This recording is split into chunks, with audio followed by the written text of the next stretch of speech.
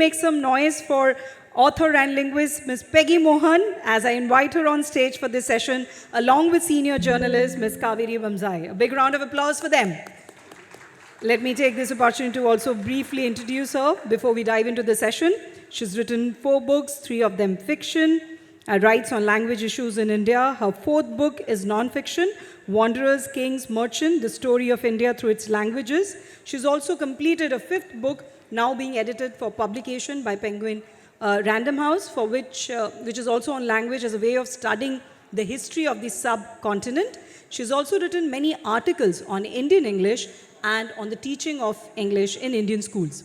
She has taught linguistics at Howard University, Washington, D.C., Jawaharlal Nehru University, JNU Delhi, mass communication at Jamia Millia Islamia Delhi, and is also now a visiting professor at Ashoka University teaching linguistics.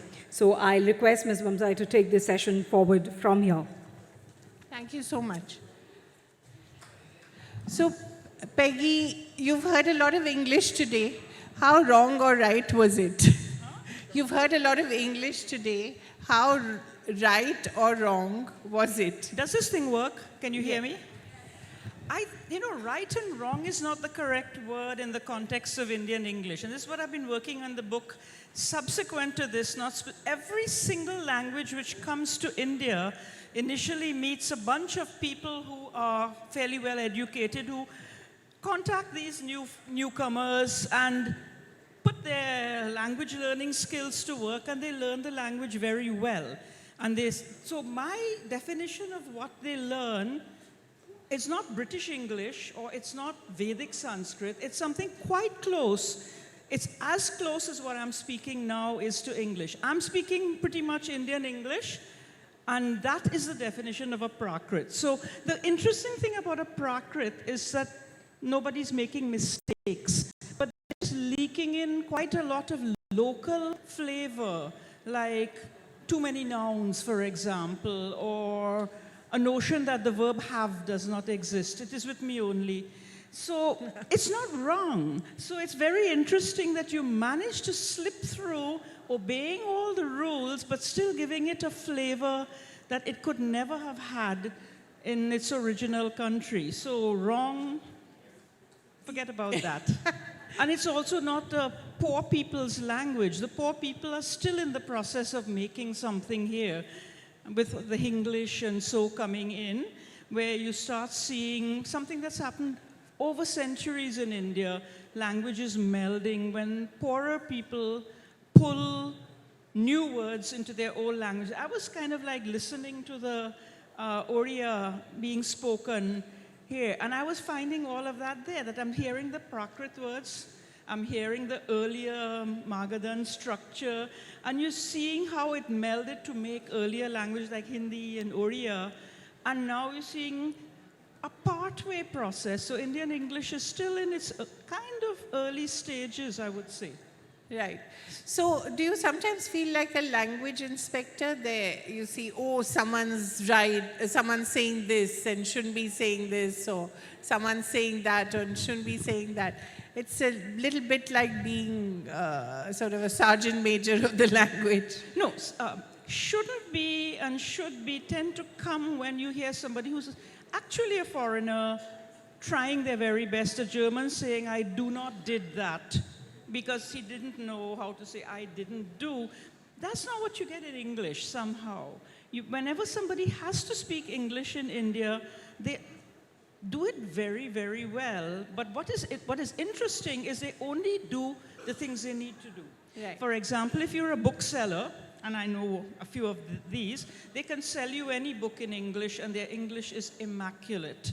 And if you figure, oh, well, why have I been speaking to this person in Hindi? So you start speaking to them about something else, like how to fix your car. In English, it falls apart, because what's different about Indian English is it goes scene-wise. It doesn't go, this rule is for the past tense, this rule is for the present tense. No, this is how to sell books. This is how to speak to people's kids.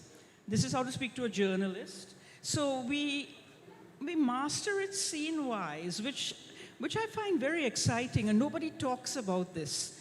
Is it a very Indian thing? No, we did it too in the Caribbean. I think you see it a lot in colonial situations where you have to learn a language because it's a language of power, but you know in what context you learn it. And so you, like Indians, it's easiest to see because we are sitting here as Indians.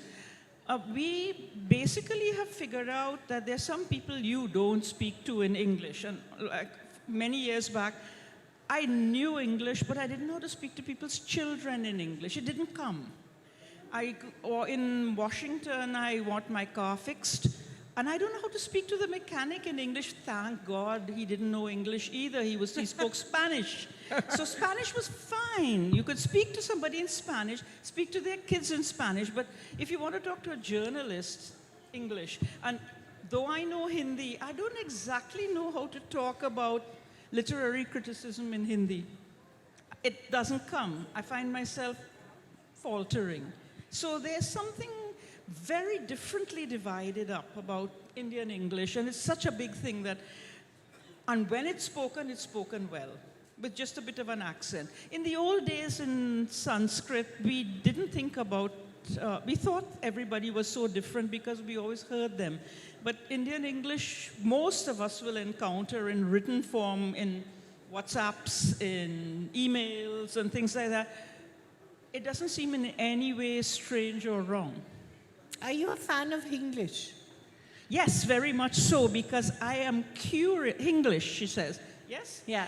I think that we're seeing something happening again, which I imagine happened many, many times in our history, which is people who didn't know the dominant language, English or Sanskrit, or maybe the first language of the Indus Valley civilization, maybe the language that the Austroasiatics brought into this part of India 4,000 years ago. We're still trying to reconstruct all of that. In a way, let me see, where was I going with that? This is going to happen to me from time to time. That's all right. It happens to all of us. Yes. Because you talk about English in the book and you say how Dil Mange More became such a big phenomenon. Yeah. That is a lovely, complicated sentence. It's Yeah. got 3 Hindi words and 1 English word, but the basic structure is not Hindi. You can't say ye dil more mange because it doesn't sound right.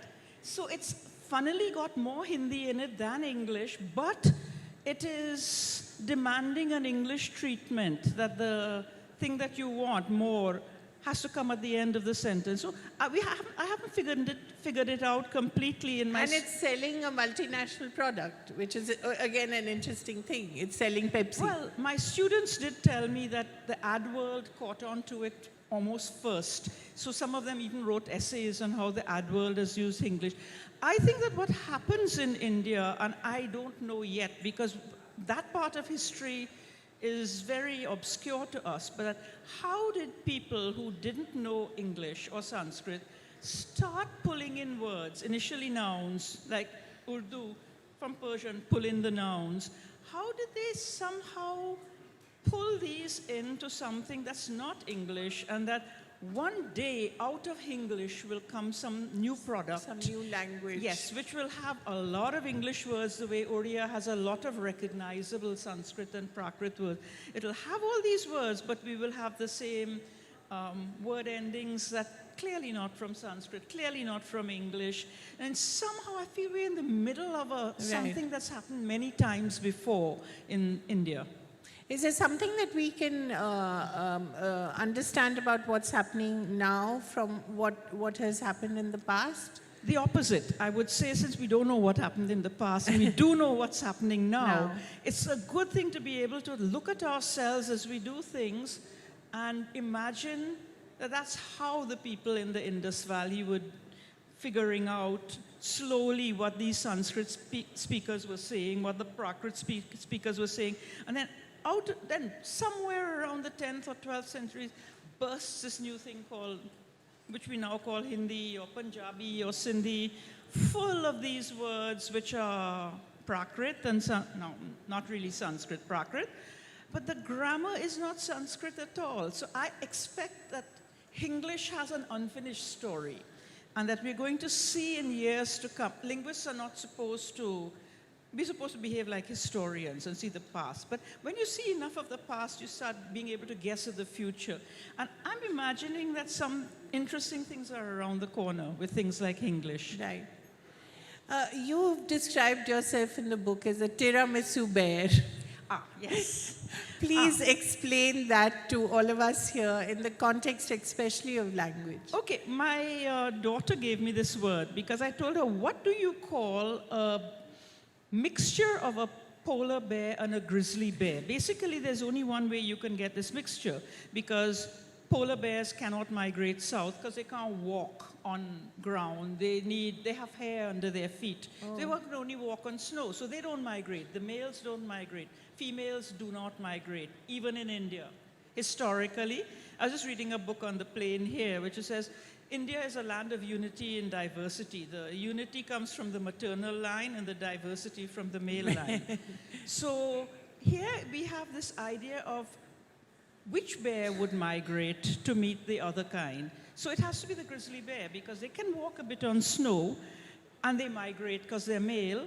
And the female polar bear should have been on an ice floe, but climate change, where are the ice floes? So the mating seasons also get confused. So you find this brown bear from the south meeting this white bear from the north, and they have kids in a very particular way. Always the female is the local one, and the father is the migrant. In my case too, my father was a young Indian boy who went off to Canada to study in the 1940s, and that's the age when you fall in love. And where were the Indian girls? Very few. So you're falling in love with the locals. And so he met my mother. Now, our story is complicated because he brought her back. So then she was no longer the local one. She became the foreign one. But it is a pattern that you see not only in people, but in languages. So you have the local bedrock, which is the grammar, and to some extent the sounds. Every single Indian language, minus Assamese, has maybe Sindhi, Pashto have sh, retroflexes, all these with your tongue curls back. This is the bedrock.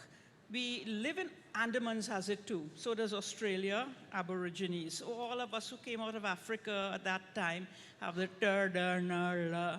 and it's like a gene marker of a language that is Indian. And Indian English, except spoken by Anglo-Indians who live abroad, Indian English has turned, and people are always saying, party.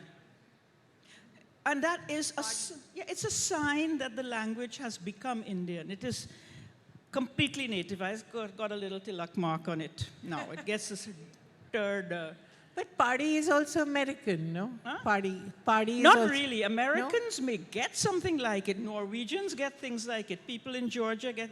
But this is a particular thing where party, it's more than simply Indian. It is also you'll see it in Punjabi more than Hindi, because Punjabi is an Indus Valley language. And Indus Valley had this Dravidian trait of, in between two vowels, t becomes, d becomes, and then they added r. So this is not a mistake. It's like an addition. So in a way, I feel we're in the middle of something that's happening. Like when I wanted to know what Anglo-Indians spoke like, you're writing and you don't want to get up from your table, so you just Google and you get a YouTube video. Somebody in Australia has interviewed a bunch of people. They sound like me, unlike many of us in the room. But when we speak English, we don't say t and d, t and d. We say t and d. Except for one politician, Derek O'Brien. He did it. But the point is that they were the first iteration. They met the British themselves, and they did not pick up this turned, which they could do if they had to speak to their Indian friends. The next iteration, the Babus, we're not yet even talking into the realm of mistakes or anything, made it a much more common thing. And this is something that had happened in the time of the Rig Veda. For 700 years, before the Samhitas were made, These Brahmin families were living in isolation, and over that 700 years, all this came into the language. And by the time the Samhitas were made, Sanskrit had become Indianized, with a little dot on it. We don't know, though, what language the Harappans spoke, right? We have no clue. We don't, but I'm trying to find out. It's the biggest mystery of all, isn't it? If you know how to look, you begin to find it. And I think that it would be great fun. First of all, I don't believe words matter. Words change. So forget about the words, forget about the nouns. I could speak English with Japanese words and it would work. It's a grammar. And if you look at the entire Indus Valley area, including into the Karakorams, you find a grammar which is older than Sanskrit. I mean, like verbs have gender. Hello? Sanskrit verbs don't have gender. You say ghar mein, this mein thing, that's very Dravidian, and it's also very tribal. It's not very Sanskrit. So you start pulling all the things in the language that are not in Sanskrit, and you begin to get a picture all over India of something that's older. And of course, all of us, Bhubaneswar may not be the best place, but I see some North Indians around. This ne thing, main ne khana khaya, hum sab ne khana khaya. It's a very Indus Valley thing. It's snuck into Sanskrit over hundreds and maybe thousands of years. It took time to understand that sentences should not have subjects. We didn't believe in subjects. We believed in agents, main ne, not main. So then the compromise came. It came only in the past tense and so. But in ancient Indus Valley languages, I'm pretty sure that like all the languages which have this, like the Andamans, like Australia, like up in the Karakorams, all the tenses will have a ne. So we kind of get a sense of a language which did not like subjects, which had and various other things. You start pulling in from that. And if you see all the things that are still, because of the tiramisu bear, Hindi, Punjabi, Sindhi, every language of North India, and for all we know, or South India too, if you go back far enough, we're all tiramisu bears. We have a bedrock of the first Indians' way of speaking. Every time we look at our languages and we see these ne things, we see that verbs should have a gender, and so on, we are in the presence of something that's very old. And that's exciting. So we can guess from that what it could have been like. And we're reconstructing. I wasn't there. I didn't hear them. So I don't know what they spoke like, but this is, to me, the way to go. You look at the bones, and you say, this is the flesh that could be on it, but forget the flesh. This is the bones of the Indus Valley language. And you look back at languages like Oriya, and minus events that happened 4,000 years ago when the Vietnamese and the Burmese came in and took the women for themselves. But the basic structure of the language is mostly the same as the rest of India, except no gender. And that's because you got the ekta, duta, what do you say, gota? Ekta, John, ekjon. When that comes into a language, gender goes. So we know that if we go back 4,000 years with a language like Oriya, we're seeing a different picture and sameness with the other languages across the north of India. Bengali too, right? Yeah. It has no gender. Not only that, my own language. I'm from the Bhojpuriya. Yes, I am genuinely a Bhojpuriya. We have it too. In fact, I once wanted to find out why people did the ekjon, ekta, ego. And I read an article written by two Australians, and they had found something I wrote in 1978 and called these Mohan's rules. So every time you speak Oriya, you're using Mohan's rules Not for bad. your numbers. I think we should applaud that for sure. So I wonder if there was a sentence, if you could create one for us, and if you could tell us what the perfect English way of saying it and the What is Indian English? Indian English way of saying it. Can you get the thing? This Could is we an have the PPT, please? I don't know how to do this. Okay. Find that thing where I have a bunch of Yeah, I sentences. think, yeah, he'll just... Yeah, a friend of mine who writes, and she's writing science fiction, so I was very excited about that. Could She we have said- the PPT, please?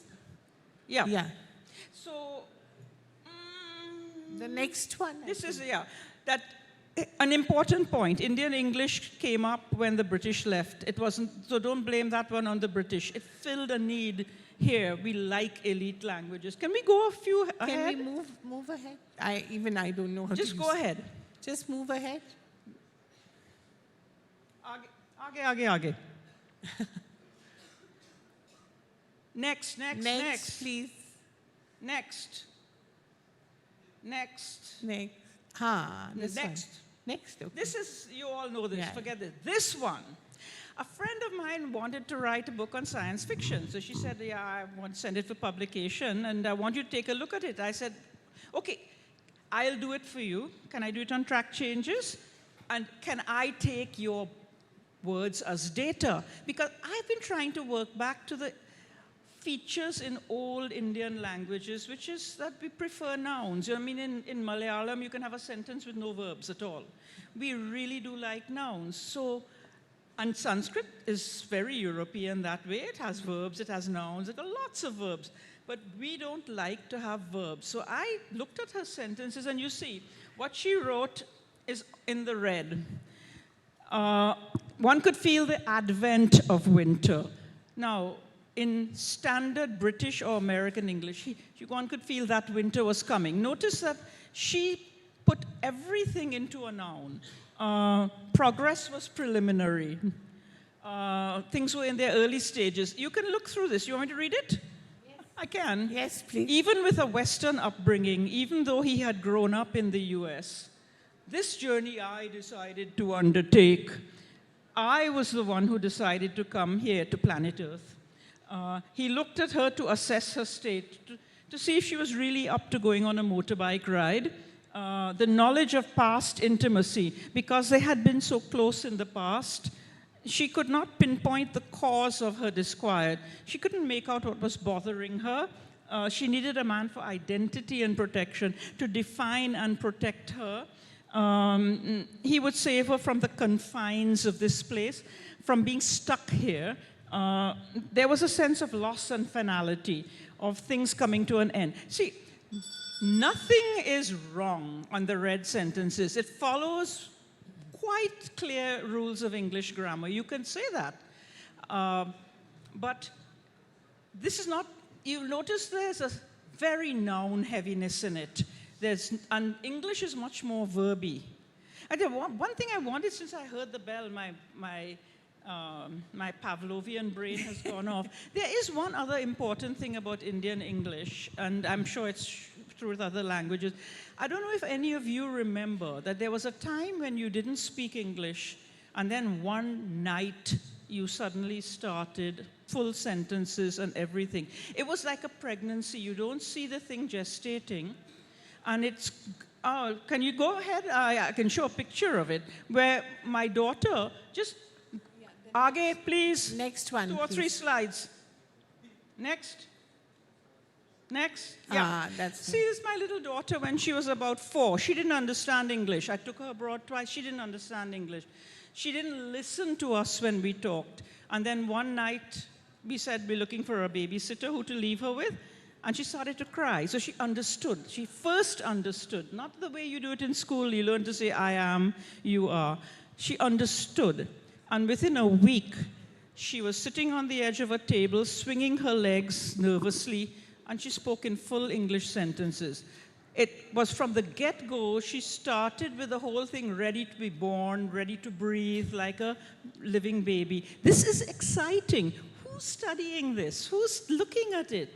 I mean, these are research topics. How do Indians appear not to even be listening to English, and then one fine day they're speaking it, and it's fine. It's like that, like the bookseller. He can sell books in English, but nothing else. And here, this little girl suddenly speaks English. And I said, oh, you're speaking English. She didn't know what I meant. She just merely had begun speaking, but and didn't care that it was different. Peggy, yeah, that's very interesting, Peggy, because a lot of people, when I speak to some people, we talk about how they learnt English. It wasn't their first language. A lot of them tell me they learnt it from the movies. They learnt it from shows. They learnt it from following songs. They didn't learn to speak it. They learned something that no teacher has yet understood, that before you can speak a language, you have to understand it. Like little babies, they get up and they tell you dog. They tell you flower. They tell you this single words. And then they back off and they don't seem to talk, and you're ready to take them to a psychiatrist because maybe they're brain dead or something. And then about a year and a half or close to 2 years comes sentences. They have had to basically set the operating system up. You can't run a computer without a program. The program has to get installed, and the program is based on understanding and having a sense of what is likely to be said in this language. So, what's the best way, according to you, to learn English? Since it is so much about the language of power and the language of employment and everything else, what's the best way? There's so many people teaching English now. How do you learn it? It's interesting. There's something called RapidX, Right. which is for teaching English for purposes of people who don't speak English at all at home. Yeah. They learn first to fill in forms. And until they get to around page 78, they don't talk at all, because they know that poor Indians first need to fill in forms, read directions, read street labels. So that's for them. Now, so the question is asked, who needs to learn English? If it's Right. your kid, just keep speaking to them and understand that it's going to have no effect until they're ready. They need a certain amount. It's like a baby it can have arms and legs and eyes, but its lungs aren't ready to breathe. It's not ready to be born. So you basically need a bit of patience, and it's a research topic. I think we should become a place which specializes in teaching how to teach English, because it's not the same as, say, teaching a child from Sweden in the classroom.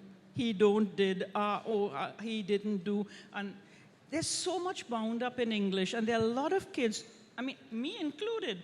I didn't think I spoke English well until I was 14, and I was actually tongue-tied in front of people. I'm sure to make some mistakes because your identity, you're not yet fully formed, and then suddenly you're okay.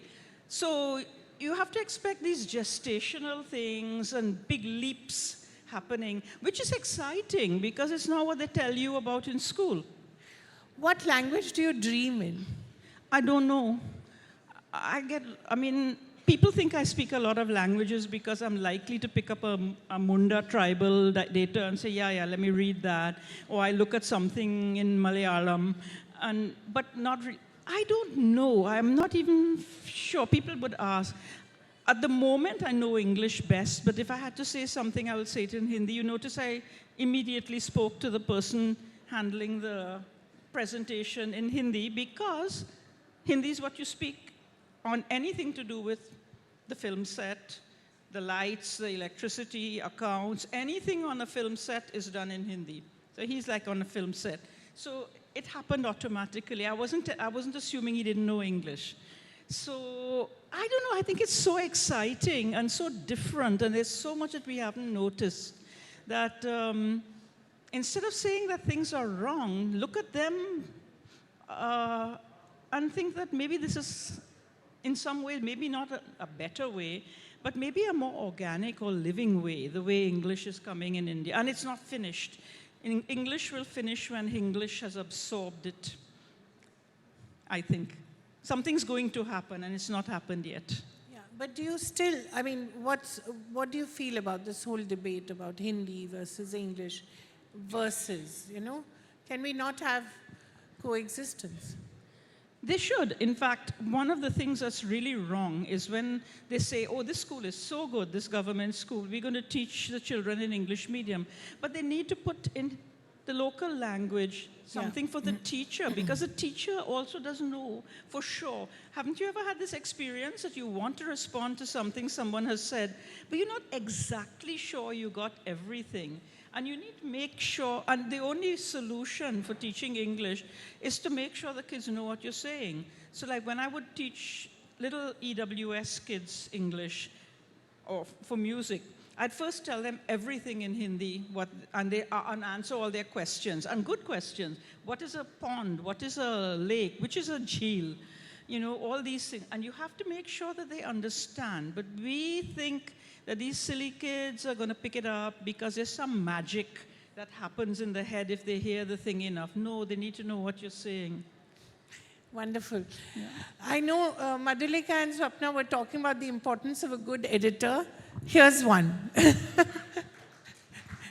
So if you ever need a day job or a night job, I think being an editor is one. Thank you so much. I just edited my own manuscript the night before coming here. Yes, I know. Thank you so much. It was such a joy to listen to you.